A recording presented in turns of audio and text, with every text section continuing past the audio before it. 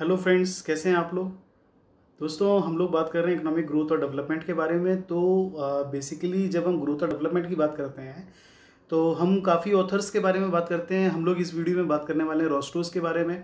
Professor रोस्टोस थे, उन्होंने growth और डेवलपमेंट को ऑब्ज़र्व किया और कुछ फॉरेन कंट्रीज़ थी, उन फॉरेन कंट्रीज़ को लेके ऑब्जर्वेशन करने के बाद उन्होंने ये चीज़ देखी कि भाई कैसे कैसे डेवलपमेंट होता है।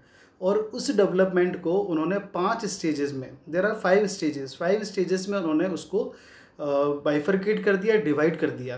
तो दोस्तों, हम लोग इस वीडियो में पढ़ने वाले हैं कि वो कौन कौन सी 5 स्टेज हैं जो कि रोस्टोस ने मेंशन की हुई हैं, बताई हुई हैं। और हम लोग बेटर समझने के लिए, बेटर अंडरस्टैंडिंग के लिए मैं आपको इंडिया की केस स्टडीज़ साथ में करता चलूँगा। इंडिया का स्टेटस हम लोग देखते चलेंगे और फिर हम लोग डिसाइड करें कि ऐसी कौन सी चीज़ें हैं जिसकी वजह से हम लोग डेवलपमेंट नहीं कर पा रहे हैं, या कहाँ पे डेवलपमेंट होना चाहिए, या कौन सी चीज़ें नहीं करेंगे तो जिसकी वजह से डेवलपमेंट हमारा मतलब हो जाएगा। मतलब कुल मिला के कृपा कहाँ रुकी हुई है, ठीक है ना। तो वो हमें यहाँ पे महसूस करना होगा और हमें समझना होगा। तो चलिए दोस्तों, हम लोग यहाँ पे देखते हैं कि कैसे स्टेजेस में कैसे डेवलपमेंट होते हैं। जैसे कि मैंने आपको बताया कि रोस्टोस, डब्ल्यू रोस्टोस जो प्रोफेसर थे, उन्होंने historical approach to the process of economic development. उन्होंने हिस्टोरिकल अप्रोच ली, कई देशों को ऑब्जर्व किया, अमेरिका, ब्रिटेन वगैरह इन सबको, यूरोप की कई कंट्रीज़ को ऑब्जर्व किया। उन्होंने देखा कि कैसे डेवलपमेंट आ जाता है। ऐसा उन्होंने क्या किया कि जो डेवलपमेंट आ जाता है तो उन्होंने उसी के बेसिस पे 5 स्टेज बताए हैं। सबसे पहली स्टेज जो है उसको बोलते हैं हम लोग ट्रेडिशनल सोसाइटी। एक्चुअली जब कोई भी सभ्यता, कोई भी देश होता है, वो पहले ट्रेडिशनल सोसाइटी पे बेसिस पे होता ही है। और फिर जैसे जैसे मतलब इम्प्रूव होना चालू हो जाता है, जैसे जैसे हम लोग वो होते हैं तो हम लोग ट्रेडिशनल सोसाइटी से मॉडर्न सोसाइटी की तरफ जाना चालू करते हैं। तो सबसे पहली स्टेज जो होती है वो ट्रेडिशनल सोसाइटी है। पारंपरिक जो एक सोसाइटी हम लोगों की वो रहती है, हम लोग उसके बेसिस पे यहाँ पे इसको समझ सकते हैं। कहते हैं the traditional society has been defined as one whose structure is developed within the limited production function. आप बोल सकते हो कि ट्रेडिशनल सोसाइटी कौन सी, ये वो सोसाइटी है जिसमें प्रोडक्शन हो तो रहा है पर बिल्कुल लिमिटेड है, लिमिटेड दायरा है प्रोडक्शन का, बिल्कुल लिमिटेड दायरा है, उससे मतलब कहीं ज़्यादा उसमें विस्तार नहीं हुआ है। तो जैसे कि यहाँ पे हमारा एग्रीकल्चर में हम लोग बोल सकते हैं, तो फर्स्ट पॉइंट आ गया हमारा, more than 3/4 population engage in agriculture.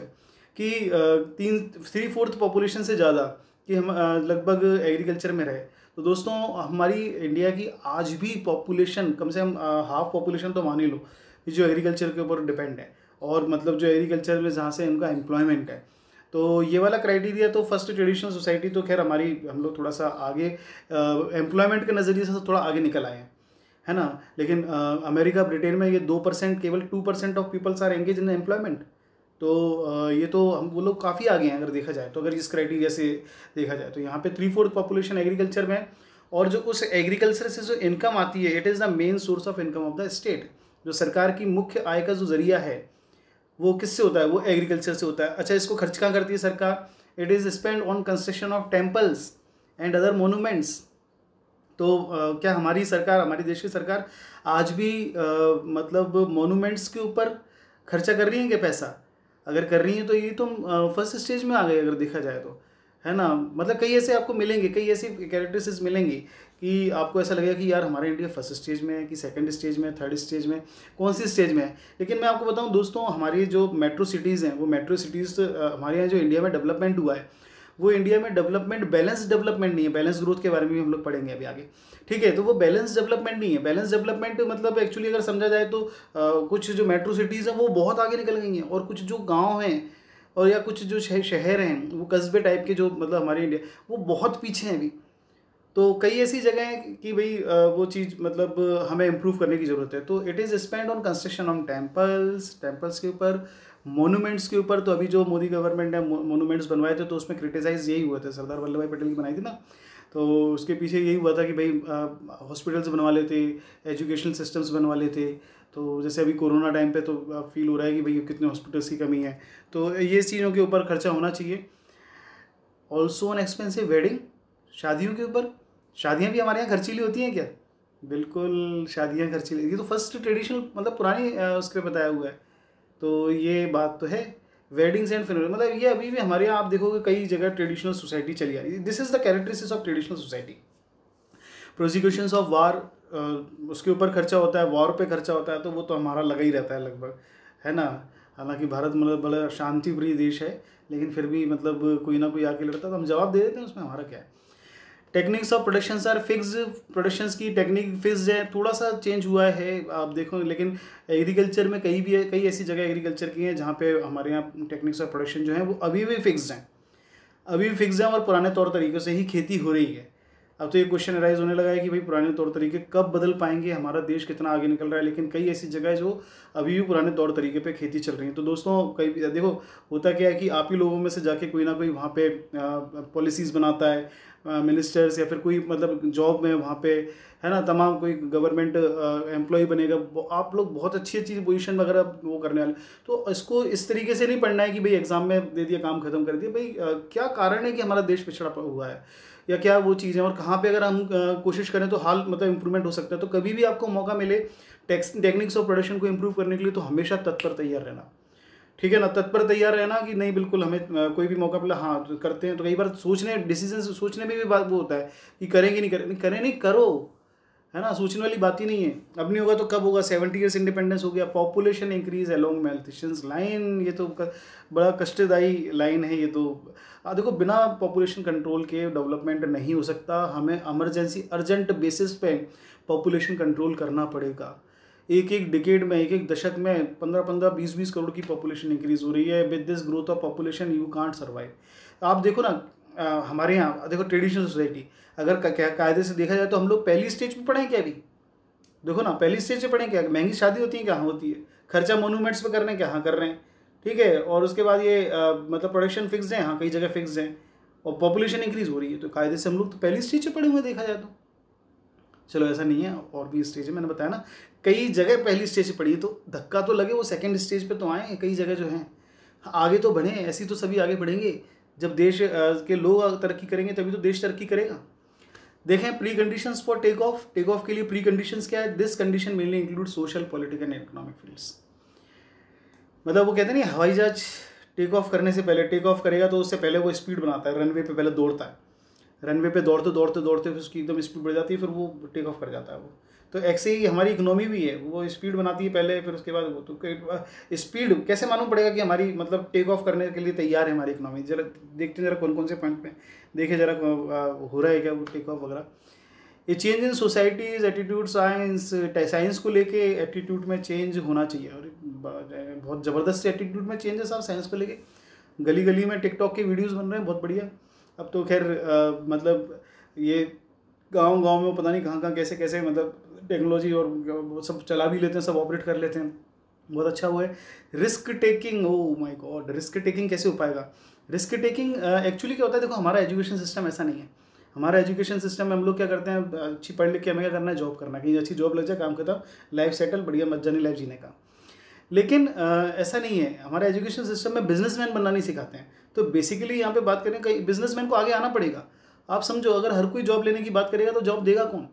Mukesh Ambani और ये इस तरह के जो बिजनेसमैन वो हुए हैं तो उन्होंने रिस्क लिए तब आगे बढ़े हैं। वो रिस्क टेकिंग हो गई, प्रॉफिट अर्निंग, बिजनेस को आपको एक्सप्लोर करना पड़ेगा। बिना बिजनेस एक्सप्लोर करे आप लोग मतलब देखा जाए तो देश आगे नहीं बढ़ेगा, है ना। तो प्रॉफिट अर्निंग, पैसे कमाने की, हर कोई सैलरी कमाने की बात करता है, प्रॉफिट की बात ही नहीं करते। Why not profit, you should earn profit also. चलिए फिर उसके बाद हम लोग बात करते हैं adaptability of labour force. Labour force की एडेप्टेबिलिटी होनी चाहिए। एडेप्टेबिलिटी जैसे आज भी मैं देखता हूँ बहुत से गवर्नमेंट पुराने जो एम्प्लॉयज़ हैं, कंप्यूटर नहीं आता, ना सीखने के लिए तैयार हैं, खूब कोशिश भी कर ली, सीखने नहीं आ पा रहा कि क्या करें, मजबूरी है, चलो ठीक है चल रही है, नौकरी चल रही है, ज़्यादा दिन चल रही है, ज़्यादा परेशानी, रिटायरमेंट ले लिया, काम खत्म कर लो। ये इस तरीके से क्या होता है कि बड़ा हमारी लेबर फोर्स नई टेक्नोलॉजी सीखने वो नहीं है, मतलब इच्छुक नहीं है। तो इसलिए क्या होता है कि बिजनेसमैन भी लेबर को लेकर परेशान है, लेबर भी बिजनेसमैन के चलते परेशान है। तो एक्चुअली ये जो गैप है वो गैप फिल होना जरूरी है ना। अब वो ना उसको एडप्ट कर पा रहे, ना लेबर एडप्ट कर पा रही, तो बेसिकली एक कहीं ना कहीं ये बड़ा एक फैक्टर बना हुआ है। पॉलिटिकल सोवरेनिटी देख लो भाई, पॉलिटिकल क्या स्थिति है, कुछ काम करते कि पॉलिटिक्स क्या होनी चाहिए। जैसे अगर मैं बात करूँ, जैसे चाइना है, चाइना में जो भी डिसीजन हो लिया भाई साहब, हो लिया, काम खत्म, कोई बीच में पीछे चिल्ला चोट करने वाला नहीं है। यहाँ तो चीख पुकार मचाना चालू कर देते, पता नहीं क्या हो गया भाई, एक डिसीजन नहीं ले पाते ढंग से। कोई ढंग का डिसीजन ले लो आप, कोई इस हिसाब से कोई स्ट्रिक्ट डिसीजन की जरूरत पड़े तो स्ट्रिक्ट, पॉलिटिक्स में इतनी दम होनी चाहिए, पॉलिटिक्स में इतनी दम होनी चाहिए कि हम उसको लेके प्रॉपर एक डिसीजन ले सकें। That is a political sovereignty जो है। Development of a centralise taxing system, भाई टैक्सिंग सिस्टम डेवलपमेंट आप देखो ना क्या मतलब हो रहा है टैक्सिंग सिस्टम में। जैसे तैसे तो हमने वो अप्लाई करी है, क्या बोलते हैं, GST 2017, 70 साल के बाद अभी भी हम लोग स्ट्रगल कर रहे हैं टैक्सिंग सिस्टम में। मतलब हर साल चेंज होता है और मेजर चेंजेस आते हैं कि भाई ये कर लें वो कर लें, भाई ऐसे कर के मतलब अभी भी हम स्ट्रगल कर रहे हैं अच्छा खासा। चलो सब कोई बात नहीं। Construction of certain economic and social overheads, आज भी कंस्ट्रक्शन चल रहा है हमारा, है ना। रोड बन रही हैं, फिर रोड में गड्ढों में रोड बन रही, पता नहीं क्या बन रहा है। एजुकेशन इंस्टीट्यूशंस हमारे यहाँ पे सुभान अल्लाह हैं, बहुत से एजुकेशन सिस्टम, मतलब जिस हिसाब से होने चाहिए नहीं होने चाहिए। ऐसा नहीं है कि मैं सभी चीज़ों की बुराई कर रहा हूँ, लेकिन फिर भी आप देखो ना education system, health care facility, social overheads मतलब यही हॉस्पिटल्स वगैरह। कोरोना टाइम चल रहा है, देख ही रहे हम लोग कितनी क्या दम निकल गई है सबकी। तो ये चीज़ें हैं। फिर कहते हैं economic progress is possible and necessary condition for some other purpose. Economic जो प्रोग्रेस है उसके लिए नेसेसरी कंडीशंस भी हैं कुछ अदर पर्पस, जैसे मतलब इकोनॉमिक प्रोग्रेस तभी हो पाएगी जब ये सारी कंडीशंस लगभग कुछ इस तरीके से वो रहेंगी। नेशनल डिग्निटी, देश को लेके सम्मान होना चाहिए, बिल्कुल साहब है ये तो, देश को लेके जज्बा तो हमारे खून में है, ऐसी बात नहीं है। प्राइवेट प्रॉफिट हम मतलब वो करना, जनरल वेलफेयर, सबका भला हो, सबके भले के बारे में सोचें। अपना प्रॉफिट नहीं चलेगा, ठीक है। बेटर लाइफ फॉर चिल्ड्रंस, बच्चों के लिए बेटर लाइफ होनी चाहिए। एजुकेशंस फॉर मॉडर्न एक्टिविटी के लिए मतलब एजुकेशन प्रॉपर अच्छा वो हो। मोबिलाइजेशन ऑफ सेविंग्स को मोबिलाइज करना, सेविंग्स से इन्वेस्टमेंट करना, इन्वेस्टमेंट से कैपिटल फॉर्मेशन करना, कैपिटल फॉर्मेशन से फिर प्रॉफिट कमाना, प्रॉफिट से फिर सेविंग करना, फिर इन्वेस्टमेंट करना, कैपिटल फॉर्मेशन, फिर प्रॉफिट, फिर वो ये सर्कल है, चलता चला जाता है ये, ठीक है। Risk taking for profit investment, profit वही रिस्क टेकिंग होना चाहिए। Transportation increase, modern manufacturing enterprises with new method, तो नई एंटरप्राइजेज, मॉडर्न एंटरप्राइजेज आनी चाहिए जहाँ पे हम लोग अच्छे तरीके से मॉडर्न अच्छे तरीके से मतलब नई टेक्नोलॉजी के साथ हम लोग प्रोडक्शन कर सकें, मैन्युफैक्चरिंग कर सकें। मैन्युफैक्चरिंग बहुत ज़रूरी है नई टेक्नोलॉजी के साथ करना। तो ये pre conditions for take off है। क्या बोलते हो, सेकंड पोजीशन में, फर्स्ट पोजीशन में तो हमारी कई जगह ऐसी हैं जहाँ पे वो फर्स्ट पोजीशन में, क्यों, क्योंकि टेम्पल्स भी बना रहे हैं, महंगी शादियाँ भी करते हैं, प्रोडक्शन टेक्निक भी फिक्स है, पॉपुलेशन तो बढ़ी रही है। फिर लेबर फोर्स, एडेप्टेबिलिटी, पॉलिटिकल, हाँ चल रहा है, टैक्सिंग सिस्टम चलो अब आ गया है। तो सेकेंड उसके लिए रेल, रोड वगैरह ये सब भी बन रहे हैं, ओवरहेड पे भी काम हो ही रहा है। तो सेकेंड की भी कैरेक्टरिस्टिक्स है हमारी इकोनॉमी में, सेकेंड स्टेज की, ठीक है ना। रिस्क टेकिंग और प्रॉफिट वगैरह की हम लोग अभी बात नहीं करते, तो भगवान करेगा जल्दी जल्दी हो जाएगा। थर्ड स्टेज देखते हैं, टेक ऑफ स्टेज। अब जहाज टेक ऑफ कर चुका है, उड़ चुका है जहाज। अब देखते हैं कैसे टेक ऑफ होता है। Rostow's defined take off phase and industrial revolution की तो बात ही मत करो। ये तो देखो, मैं तो हमेशा देखता हूँ कि हमारा कॉन्स्टिट्यूशन कब आया, 1950 में हमारा कॉन्स्टिट्यूशन आया। लेकिन पहली इंडस्ट्रियल पॉलिसी जो आ गई थी 1948 में आ गई थी, IPR, इंडस्ट्रियल पॉलिसी रिवोल्यूशन 1948 पहली। कितनी जल्दबाजी थी नेहरू जी को, आप देखो कितना मतलब कि देश के है ही है। जब तक आप इंडस्ट्रीज़ नहीं लेके आओगे, जब तक आप देश का विकास नहीं। लेकिन 1948 से एफर्ट्स कर रखे हुए हैं, लेकिन अभी भी सक्सेसफुल हैं। कौन सी इंडस्ट्रीज़ नहीं है एक्चुअली। क्या है देखो बेटा, इंडस्ट्रीज़ को आपको वो करने के लिए दो रिक्वायरमेंट है। एक तो पैसे मतलब मस्ट, पैसा तो चाहिए। पैसा हमारे इंडिया में था क्या, था ही नहीं, है ना। पैसा ही नहीं था तो फिर कहाँ से क्या करते। दूसरा पैसा तो है नहीं, अब दूसरा दिमाग भी तो चाहिए। बिना दिमाग के इंडस्ट्रीज ऑपरेट हो जाएगी क्या। एक्सपीरियंस नहीं था यहाँ पे लोगों को, दिमाग तो बहुत है लेकिन दिमाग इंडस्ट्रीज चलाने के लिए नहीं है। इंडस्ट्रीज चलाने के लिए बहुत एक्सपीरियंस की ज़रूरत पड़ती है, बहुत सारी मतलब टेक्निकल चीज़ें जो वो करनी पड़ती हैं। एक्चुअली ये अनुभव नहीं है, एक्सपीरियंस नहीं था लोगों को, इस चक्कर में हमारी इंडस्ट्रीज़ फ्लॉप हो गई, ठीक है। तो ये इंडस्ट्रियल रिवोल्यूशन की बात है, जो change in the method of production, methods of production change हो। तो टेक ऑफ स्टेज मतलब जब इंडस्ट्रीज़ हमारी अच्छी हो जाए, भगवान करे जल्दी हो जाए, है ना। चलिए, rise in the rate of productive investment increase होने चालू हो जाए आपके 5 से 10%, इन्वेस्टमेंट 5 to 10% होना चालू हो जाए तो बड़ा मुश्किल काम है। इन्वेस्टमेंट आप कोशिश तो कर रहे हैं कि ज़्यादा से ज़्यादा मतलब वो करने के लिए, लेकिन इतना अभी वो नहीं है, ठीक है। 5 to 10% काफ़ी एक बड़ा अमाउंट है, लेकिन प्रोडक्ट मतलब ठीक है, चल रहा है जो भी जैसा भी है, लेकिन इतना कम से कम होना चाहिए। डेवलपमेंट ऑफ वन और more substantial sector with a high rate of growth, एक आध कोई सेक्टर कम से कम तो ऐसा हो कि जो बिल्कुल जिसमें बहुत तेज़ी से ग्रोथ हो। तो सर्विस सेक्टर में हमारे यहाँ बहुत अच्छी ग्रोथ हुई है, लेकिन फिर भी सर्विस सेक्टर तभी चल पाता है जब प्राइमरी सेक्टर और सेकेंडरी सेक्टर कहीं ना कहीं वो रहते हैं। अगर आपके प्राइमरी सेक्टर और सेकेंडरी सेक्टर स्ट्रॉन्ग नहीं है ना, तो सर्विस सेक्टर में फिर ज़्यादा दम नहीं बसती। तो सर्विस सेक्टर की ग्रोथ जो है वो किसी कोई फ़ायदे की नहीं रह जाती है। तो चलिए खैर, ये तो डेवलपमेंट ऑफ है वो धीरे धीरे हो जाएगा। The existence of quick emergence of A political और इंस्टीट्यूशनल फ्रेमवर्क होता है। वही मॉडर्न सेक्टर के लिए आपको करने के लिए पॉलिटिकल की जरूरत पड़ेगी, इंस्टीट्यूशनल फ्रेमवर्क की जरूरत पड़ेगी। बाकी रोस्टोज जो है उनका ये कहना है the take off start in India in 1952। Take off stage कब आ गई थी? 1952।